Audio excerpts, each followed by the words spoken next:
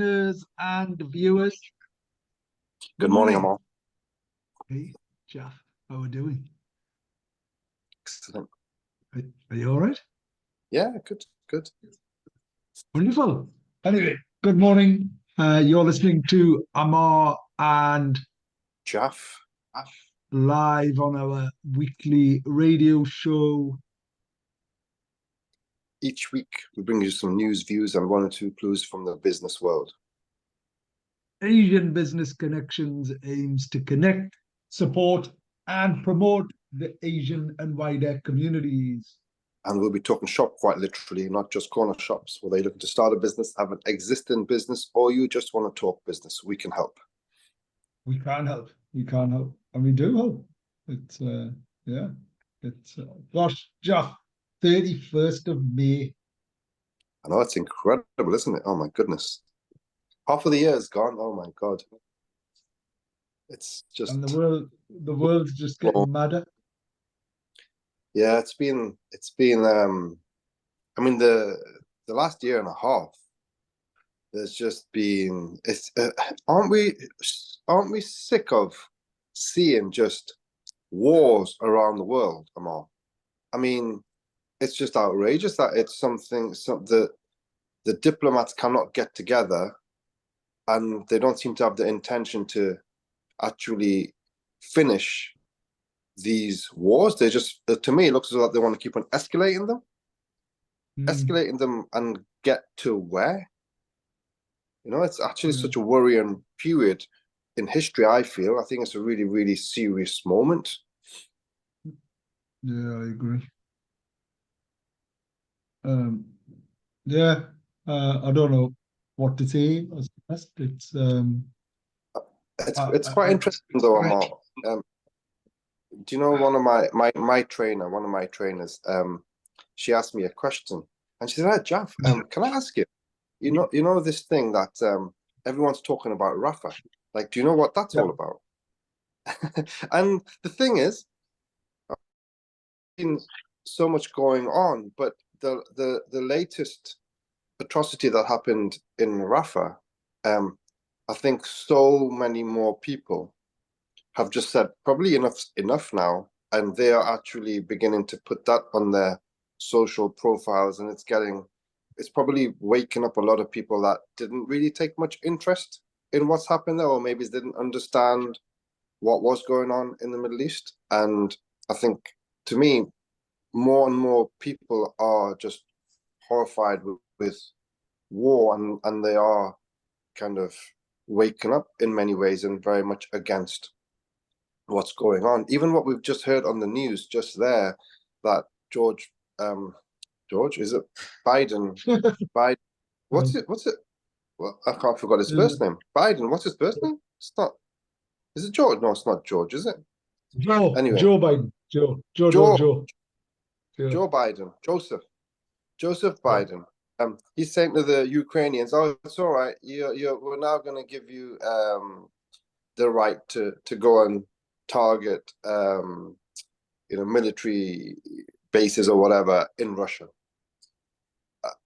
I mean, would you not rather say, "Hey, I want to come down and catch up with all of you guys in Eastern Europe and Russia, and we want to sit down around the table and let's try and stop this instead of escalating it." I'm just so baffled by it all.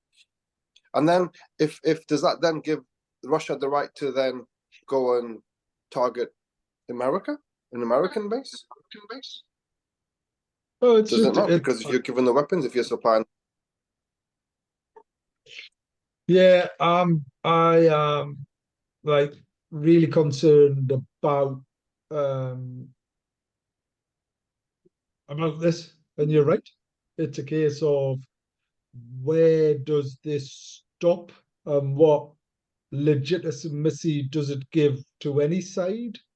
I mean, it's quite sad to hear that one of your trainers, because I know it's wonderful that you've got like several, because you train so hard and often, but one of your trainers, um, is it your leg trainers or your your upper body trainer.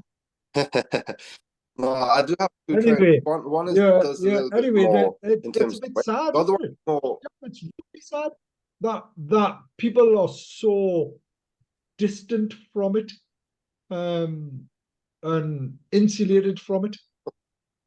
Of course, and I think it's sad that they don't understand. You see, Pep Guardiola, he said something whilst doing his football interviews, and he said that look what's happening around the world.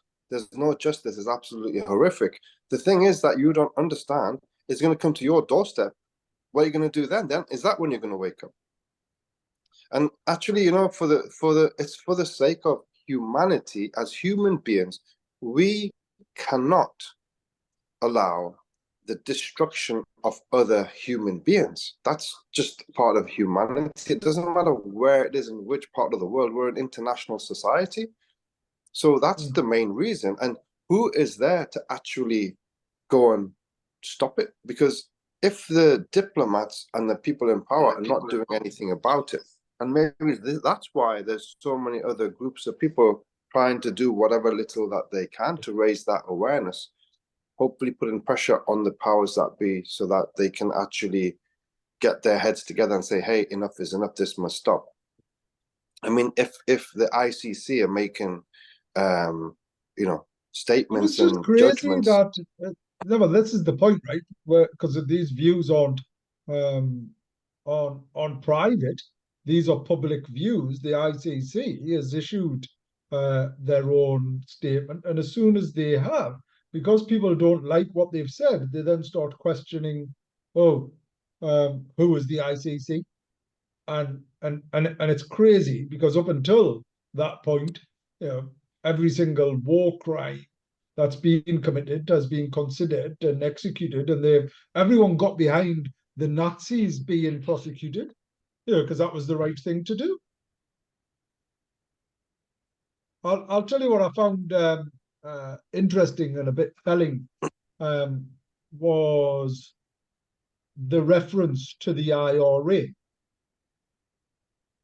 And I don't know if you're What is that, aware of Mark? that reference. Oh, So, so one of the things that uh, the ICC prosecutor Karim um, had yeah. had said was, imagine if the United Kingdom had turned around and went and unilaterally dropped a £2,000 bomb on one of the roads where it was renowned for IRA people to live. Imagine if Mm. the United Kingdom had gone and literally said, right, doesn't matter who lives there, we don't really care about kids and family and whatever else and things like that, and just blew up half of Northern Ireland. Hmm. No, as in, well, you wouldn't, would you? You couldn't. Mm. But that was the reference being made. Well, I think they might be doing this, and then what they will be doing immediately is right. Let's get our PR arm, which is going to be massive, own all the newspapers, make sure that it's not covered. It literally own all of the diplomats as well. Don't cover it, Yeah. don't cover it, don't cover it, and you know, just suppress the news and the severity of it as much as possible across the globe. And then those countries that do speak for the injustices a lot more with a bit more of a hard line and try to do something about it, then they would go after them. So it's a Yeah. really worrying state, and we have to have hope that the good there must be a lot of good people out there with genuine hearts and humanity at their forefront of their thoughts, especially those people in power. And we hope that at some point they'll have the resolve and the strength and determination to fight those that are against doing the right thing for humanity and making its mark in the world. Because what can we do We need the people that are in power, the ones that we should look up to and say, "Oh my God, what a man or what a lady, what a lady that they are." There's so much, when you meet some individuals, oh my God, they're so intelligent. They're such talent. They got something special, or they got something unique that you just can't get no matter what you do, because they're built in a particular way. So we need those individuals and to be able to help humanity, because I think it's in real crisis at the moment. Well, yeah, it's just it's incredibly sad, and because I mean, it's so far away, people are isolated and insulated from it. That's what's crazy.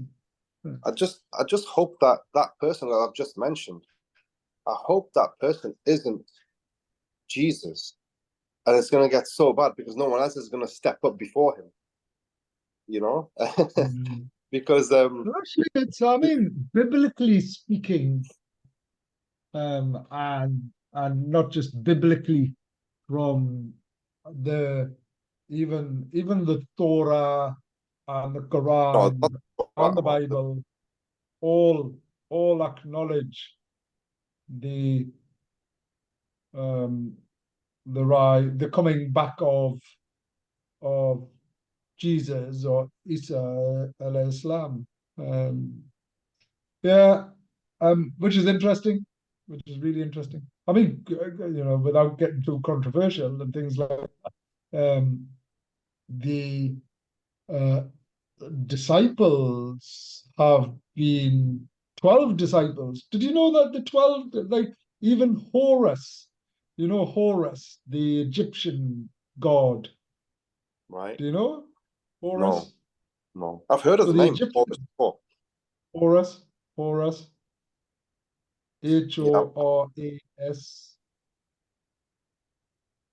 Anyway, he had 12 disciples as well. Everyone's had 12 disciples. It's interesting that so many religions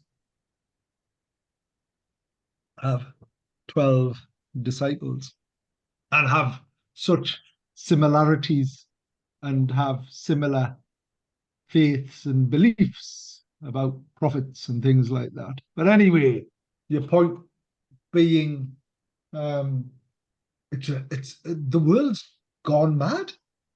Yeah. It really has.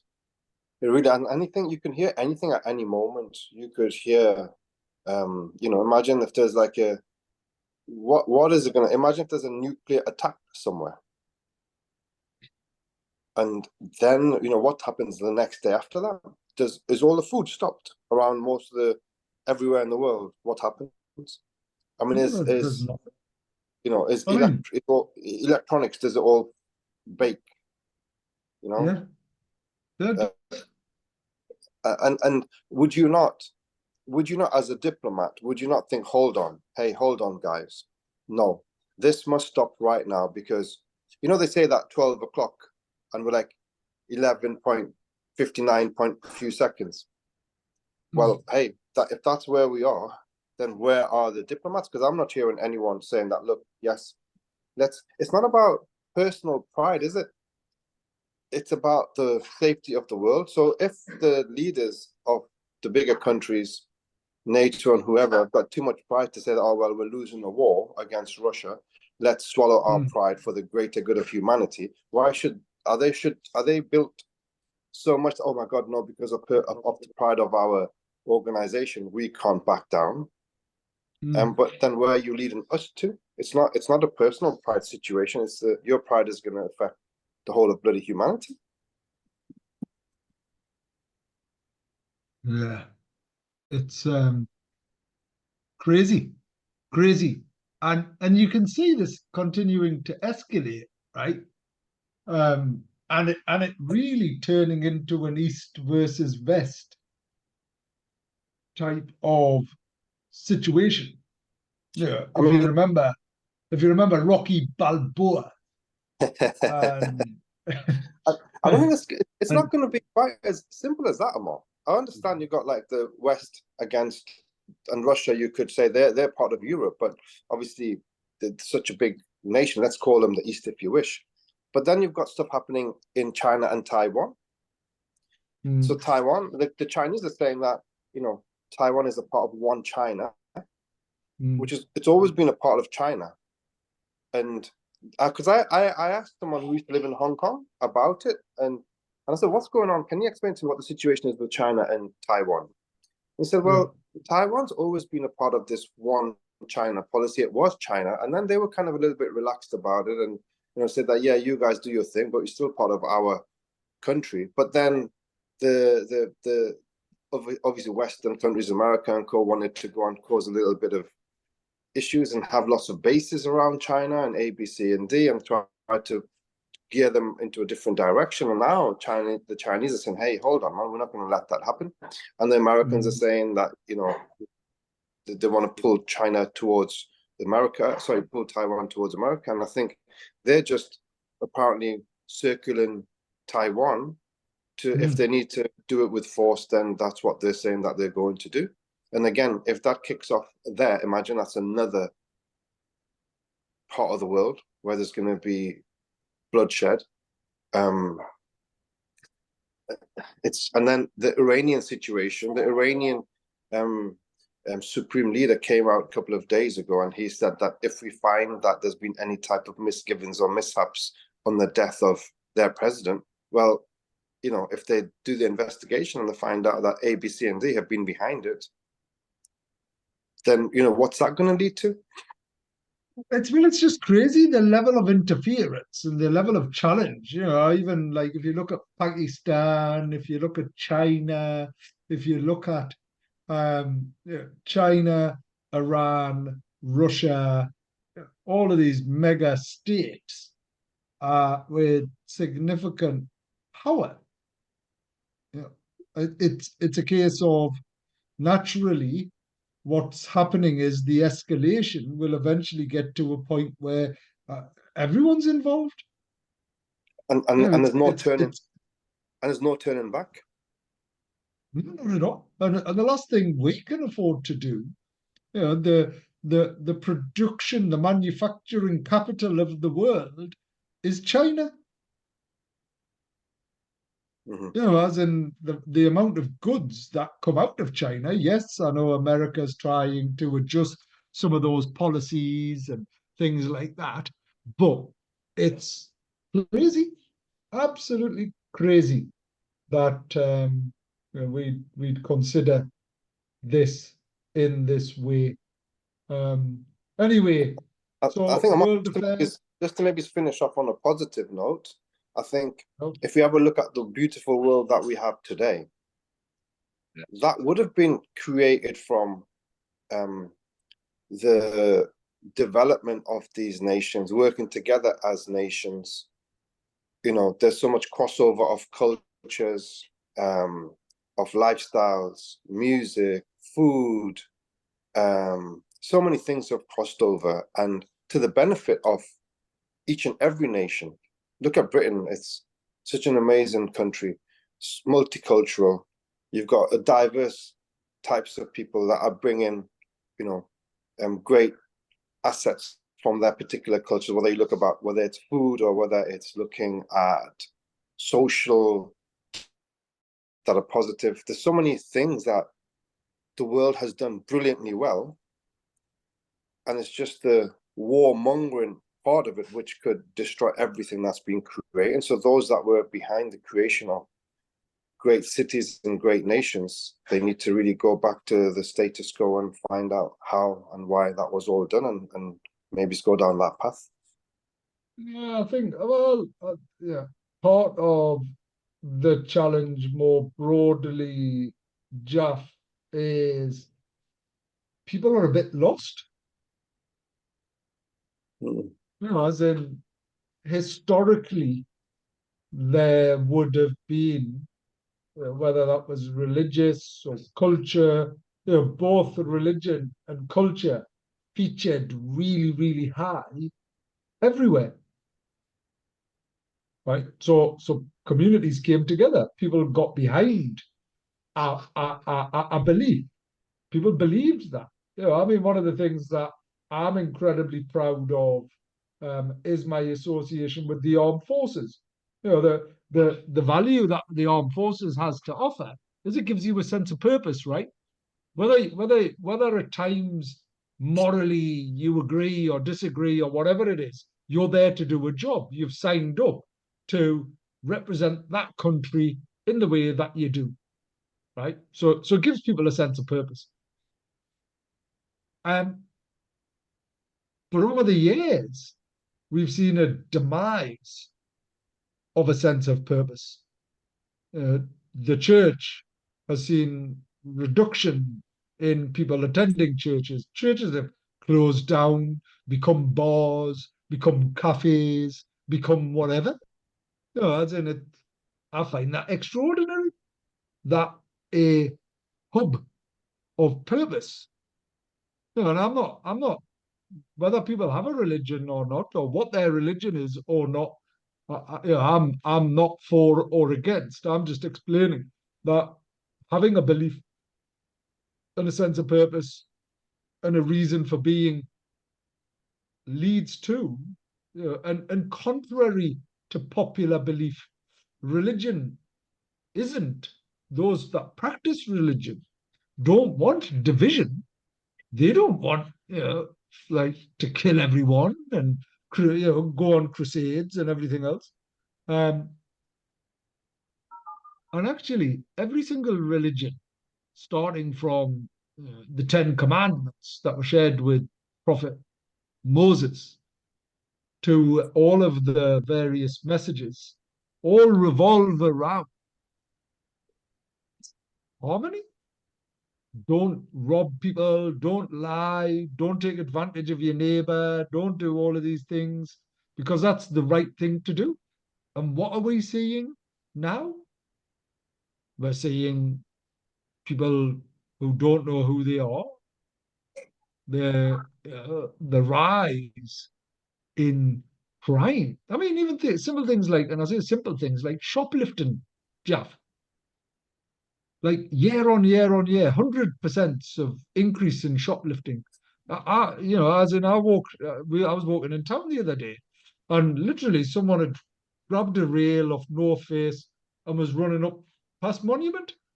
Imagine that. Hmm.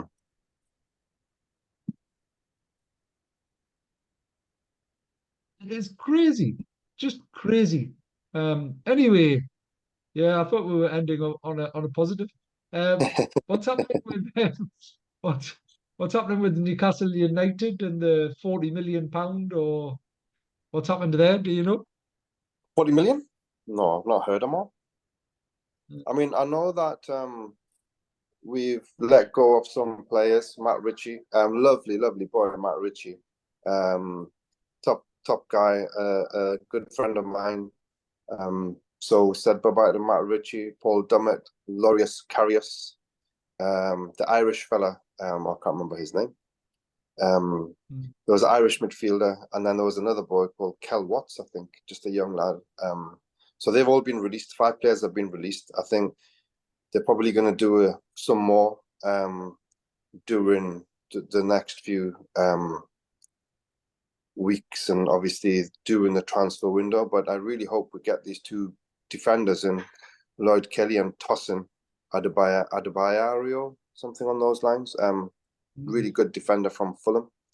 If we can get them 2 in, it just gives us that solid foundation, and then hopefully we get all the impact players moving forward. So that's it. But am I the 40 million? Is it a new sponsorship deal, or is it a profit? Is it a loss? I think there was something. Let me just have a look. The 5 Newcastle issues as they faced 40 million pound hole in budget after Man United nightmare.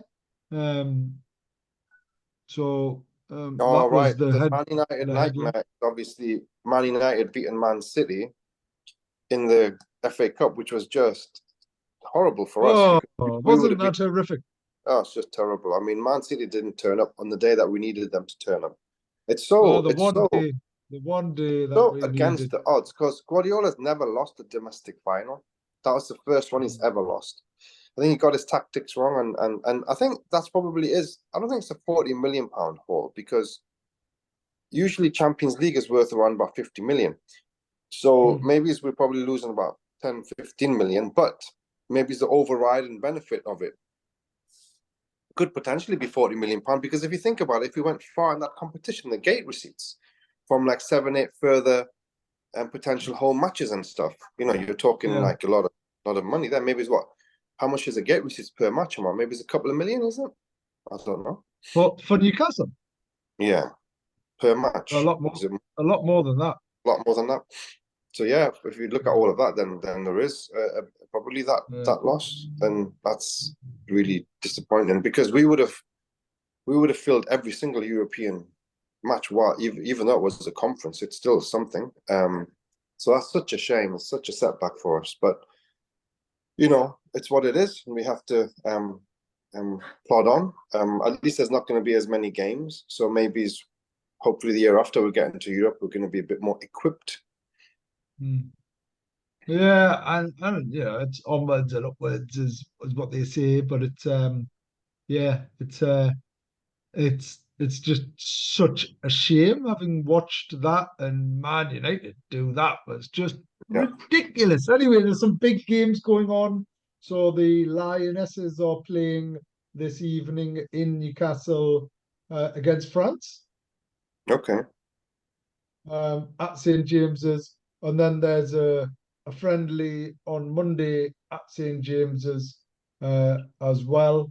So there's and actually, if you're traveling in and out, because is there a Taylor Swift concert on this evening? Really.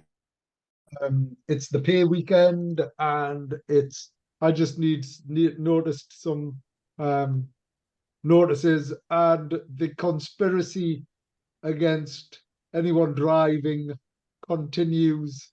So if you're trying to get across any bridge, it's going to be crazy. There at St James's Park, there's no parking there, so need to be careful and mindful of that. And obviously, given the big this of the concert that's going on as well. Anyway, Is that in there's a Sunderland, Ammar? combination. The What? Taylor Swift concert. Taylor Swift. Is she in Sunderland? Might not be Taylor Swift. I might have made that up. Um, um, I think I might have made that. Um,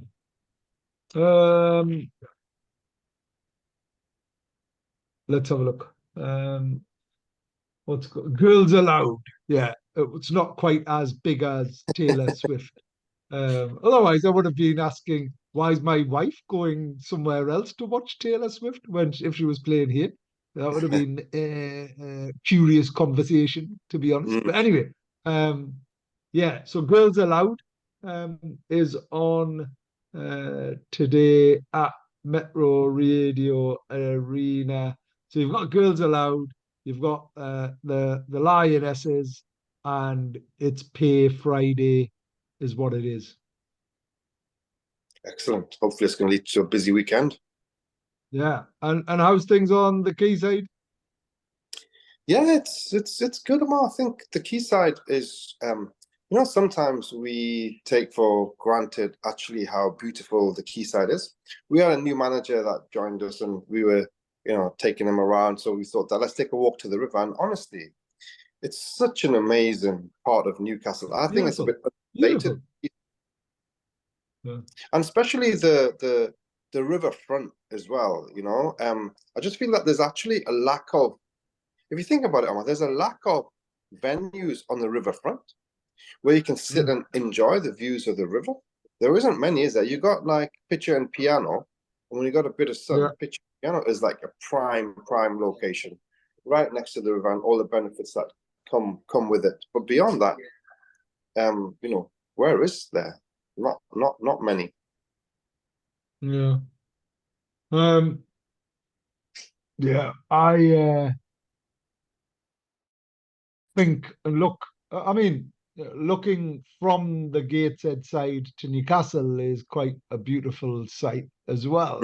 That's Yeah, where you're seeing the panoramic view. And actually, you can see St. James's Park up on a hill, which yeah, is yeah. amazing. So anyway, we're incredibly fortunate. the thing that I like about Newcastle is it's quite a compact city. So if you Mm. wanted to, you could get from the civic centre to the quayside, on a brisk sort of 25, 30 minute walk. No, I don't think it's You know, even that. I think it's like 15 minutes. I would have said. yeah, no, but I'm just, as in, depending upon which way you go. Mm. If you went the scenic route, whichever way that was. But yeah, it's I think um, I think that um, it is. We're incredibly fortunate, and Jeff, there's a new restaurant people are talking about in Jesmond. What's it called? Turkadal or Turka something or another. Chak Doom, I think. What? Is it an Indian restaurant? Yeah, Yeah, I think it's Chak Doom. Chap Doom. All right, Yeah, okay. And are they local? Are they come from somewhere else? Are I, they? I think I think they have come from out of town. I think I don't know too much about. I think they probably got one or two locals working there, but they're just on Osborne Road. I think they're doing. I think they're doing all right. Well, good, good. I mean, obviously, nothing compares to Dabawan and Well, I Kai think Kai. You I can't think say that, but there's from a yeah. personal experience, we're not allowed to promote. We're not allowed to promote any business on No, Spice well, FM. we don't. And look, I think competition is just part of business, isn't it? You just have to deal with it and um, you know, get on with it. It's just that's if you want to be in business, be prepared to deal with competition. Mm. Well, without a doubt, without a doubt. Um, anyway, uh, so more broadly, what's going on in the world? I mentioned the Newcastle United, the farming news, actually, the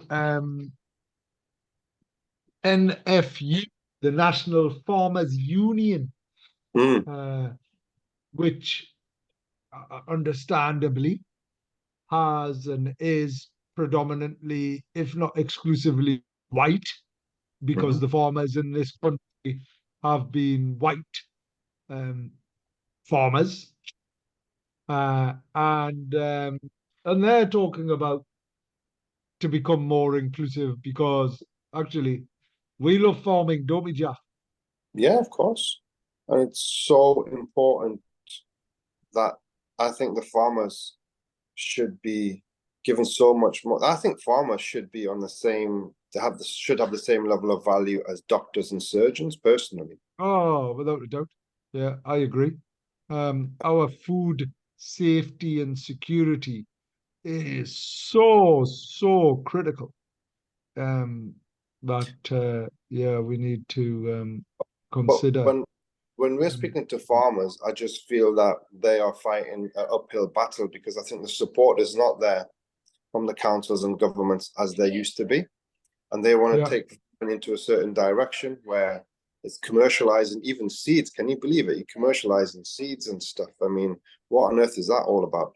And trademarking seeds and not allowing certain seeds on the market and A, B, C, and D. I think all of those things are just so ridiculous.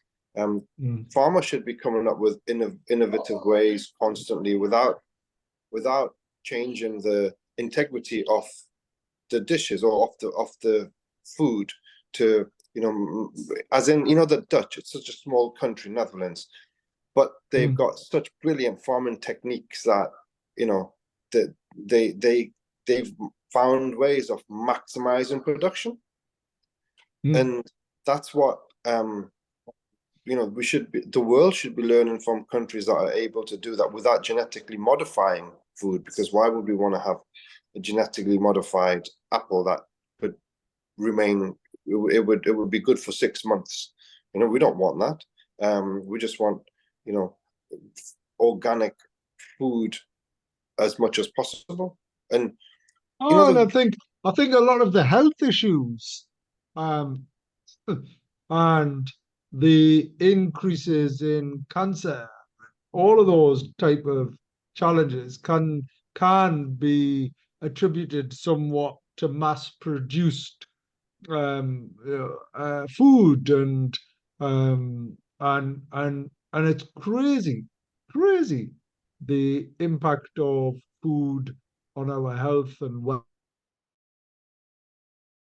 is what it is. Yeah, so they do need this. So Amar, the word organic, it just means that they haven't put any chemicals in it. I mean, those food that we have that has chemicals in it, they're the ones that should have a label, not organic shouldn't be seen. Oh my God, it's organic. It's something really special. Organic should be the absolute basic.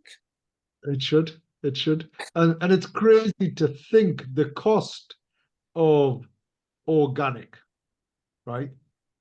Um, the cost of organic um is 3, 4 times.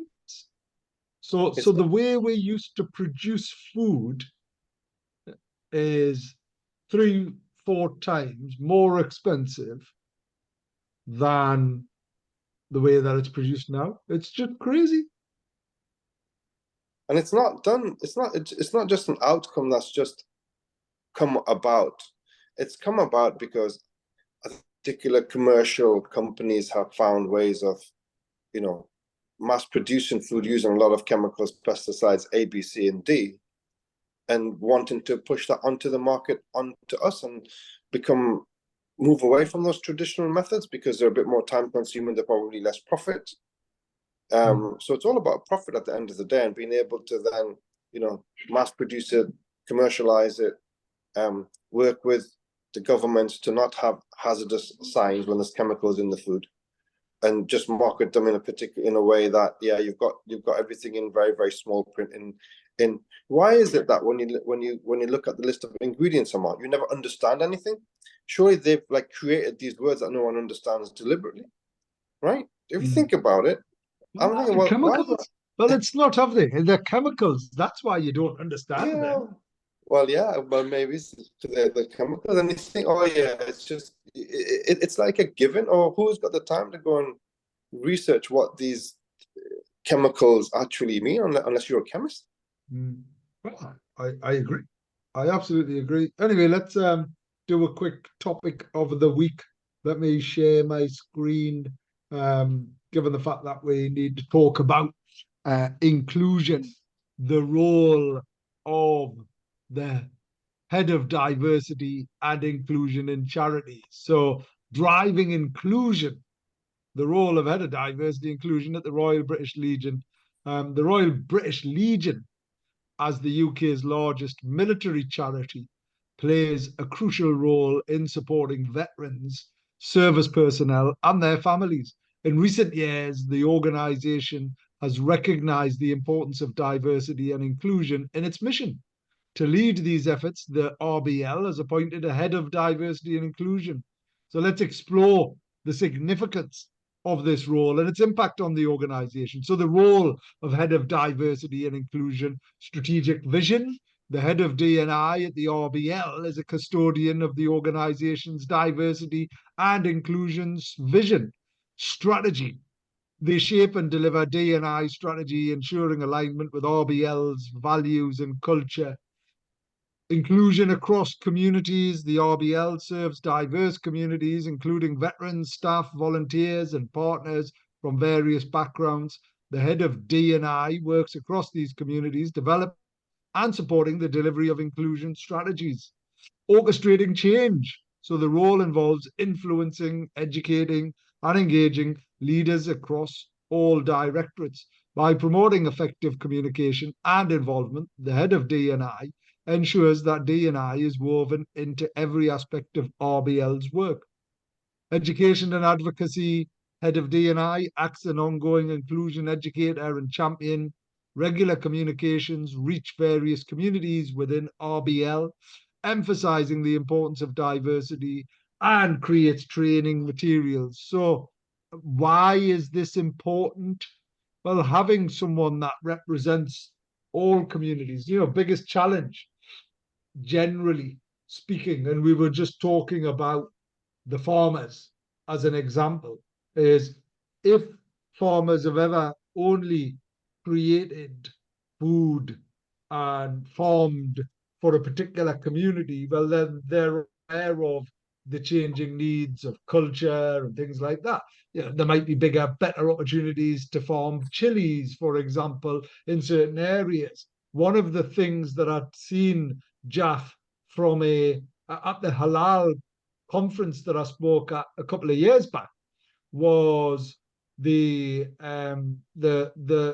Farmers Association for lambing and lambs and sheep, and how much the halal economy has saved and helped transform um, farming from a halal perspective, and how big that is. And we're now, sort of exporting as well to certain countries who require meat from our farmers, and it's genuinely transformed certain businesses. So understanding some of that is is critical. Um, so having someone dedicated to a role with clear missions and visions is key. It gives someone accountability and responsibility, and that's the most important thing. Um, Inclusion by default. So the next inclusion by default round table is on the 26th of June. It is being held at Talent Heads in Durham, and the topic is inclusive recruitment.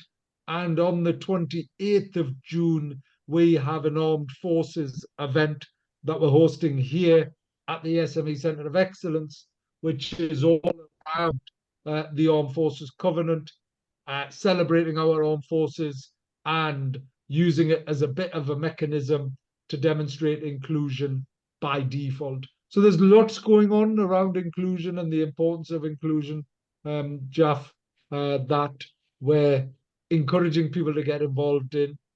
One of the things that we haven't touched upon is, well, there's two things, Jaff. One is the American elections and obviously Donald Trump's conviction. What do you think about that? I think it's just a setup. It's absolutely ridiculous. I mean, there's so many politicians do so much worse than what did he do? Pay someone, oh look, yeah, I've done this, but keep a little quiet about it. I mean, come on, that's just trivial in terms of what actually goes on. So obviously they don't want him to stand, they don't want him to be the next president. They have to find ways of stopping him. And this is just, it's ridiculous. I think that you're convicting a former president for giving someone hush money. I mean, there's so much corruption that goes on a day-to-day basis. Look at what Joe Biden's son was doing, Hunter Biden. You know, his laptop and stuff. He didn't get convicted, did he? They were all there to, they were all there to, you know, protect him as much as possible. I mean, what he had on his on those files, it was the laptop from hell, as Donald Trump said. And I'm not a Donald Trump supporter, but I just think that that's just total injustice, and it's so political. But how can you have justice and politics mixed? Because then that means that your justice is flawed. And it is, and this was the point. So just to be careful and cautious, and considering our independent, impartial views and things like that, there was this big debate that I was listening to on mainstream media, and they were talking about how relatively fortunate we are here, because the district attorney or the attorney general, whichever one it is, that prosecuted him, he got put into position on the back of, I'm going after Trump and I'm going to get him by whatever means I can, Terrible, and I'm isn't going to it? do everything. So he was then appointed in that position because he was purely going after Donald Trump. And It's you think just, to yourself, I mean, imagine if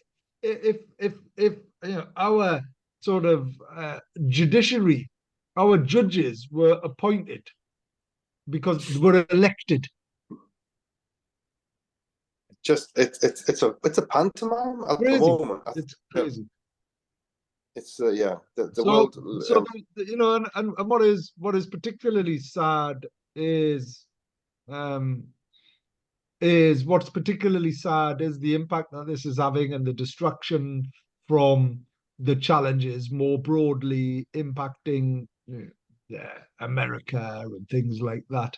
I think he launched a funding campaign on the back of this, Jaff, and the website crashed.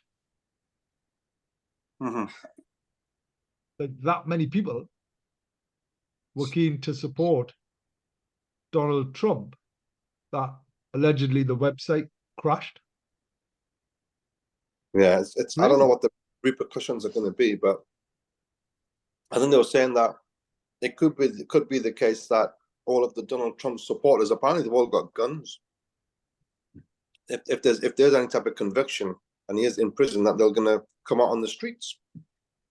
So And that's what some. apparently there has been suggestions of a civil war, Mm. as in um, people rising up. And put it quite frankly, yeah, if you look across the globe, if you look at what's going on more broadly, people are just tired. People are tired of being lied to. People are being tired. People are tired of the costs of policy on. I mean, we've Daily done life. this. We've done this research, and I remember the article within The Economist, right, which explicitly stated that the war in Ukraine might have caused a small blip to our energy prices, right? Like the war in Ukraine might have caused a slight blip in the energy prices because of the vast majority of gas coming from wherever. However, the real impact on energy prices is predominantly based on national policy. So the decisions that have been made in regards to alternative energy, to windmills, to ineffective policies surrounding supplementing and introducing schemes, decommissioning nuclear, all of these policy decisions or have what's I mean, if we'd kept our nuclear power stations, which we're now paying more to rebuild and will take years to build, because we've woken up to the fact that we need this, and actually it's the cleanest and most effective power that is available. It's like, oh my gosh, yeah, the year 20, 30 years ago, it was like, oh my God, we need to decommission everything. We need to, whatever that is. And it's that short sightedness that's impacting, the world and the people within it. So I think people are tired. You mentioned farmers, policies, decisions around farming, around chemicals, around whatever it is. It's the people on the streets that are impacted. And then so we've talking about, and the other thing was obviously we need to be really careful and cautious here from a independence and impartial perspective, but the elections are happening. So they were announced um, sort of last week, and all of a sudden it's like, oh my gosh. So we don't have any members of parliament as of yesterday. Everybody is now standing a candidate. So everyone, parliament's been dissolved even. Um, but it almost makes you wonder, did we need an election right here, right now, when there's so much turmoil going on in the world? Well, Andy Burnham, one of the MPs, he, I mean, well, actually, no, let's not mention that. Yeah, I think people should go and listen to Andy Burnham and see what he's got to say. I think he's got very interesting views. Yeah, so Andy Burnham isn't an MP. He's the mayor of Greater Manchester. No, no, no, it's Um, a different one. is it a different Andy Burnham? Yeah, Andy, yeah, there is. There's an oh, right, okay, interesting. I didn't know this. I suppose why would I? I'll send you the Um, link. yeah, I look forward to it. Um, so in essence, forget anybody else's views and mentioning names that we then can't or whatever it is. My question is still remains: did we, having just gone through local elections and the turmoil and the stutteredness of that, because don't forget, all of a sudden, Jaff, public policy, so local authorities um, have to pause a lot of their activity, Mhm. right? So if they were going to build something, if they were going to start supporting certain businesses, if they were going to promote something, they have to pause it until after the election so that it can't be construed or misconstrued as promoting a particular party. So if Labour run Newcastle, and they started talking about developments or opportunities or investments or strategies, they're unable to do that because it would be promoting and supporting Labour, and similar with Conservative, and similar with Lib Dem. Just generally speaking, the view of people, and I'm just curious more than anything else. And where do you think people will vote? I think independence as a I can protest. see I can see a rise of independence, or reform will do. I imagine will do well Mm. because of the narrative around Nigel Farage, regardless of whether you like him or not, is very well spoken. An incredibly intelligent individual, and sounds very credible. Um, is is what he does. He sounds incredibly credible. Is what he does. He's got his facts, his figures, and his approach, and he relates, and other people relate to him. Those people that have been alienated. So don't forget, over the last however many years, um, white middle-aged men feel as if they've been ignored, and sadly, in certain cases, they have. So that's why our campaign around inclusion by default is trying to do something about that. So that's what we're going to do, is make sure that inclusion is for everyone, it involves everyone, and that's what you want to see.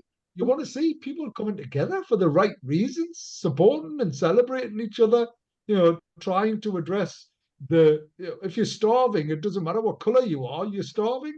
If you can't pay your bill, it doesn't matter what color you are, you can't pay your bill. If you can't access health, doesn't matter what color or what gender you are, you can't access health. These type of Mm. things affect everyone of every community. So why aren't we coming together to try and address that? Why aren't we coming together to give young people better education and more opportunities, and equipping them for their future so that they can realize their ambitions and raise their aspiration? Why aren't we doing that? No, very well said. And I think that's why we need you in power. Should have been the mayor. Anyway, on that note, 98.8 I'll see you next week. FM. Take Donald care. Trump Thank has you. become the Have a first good former weekend. or serving US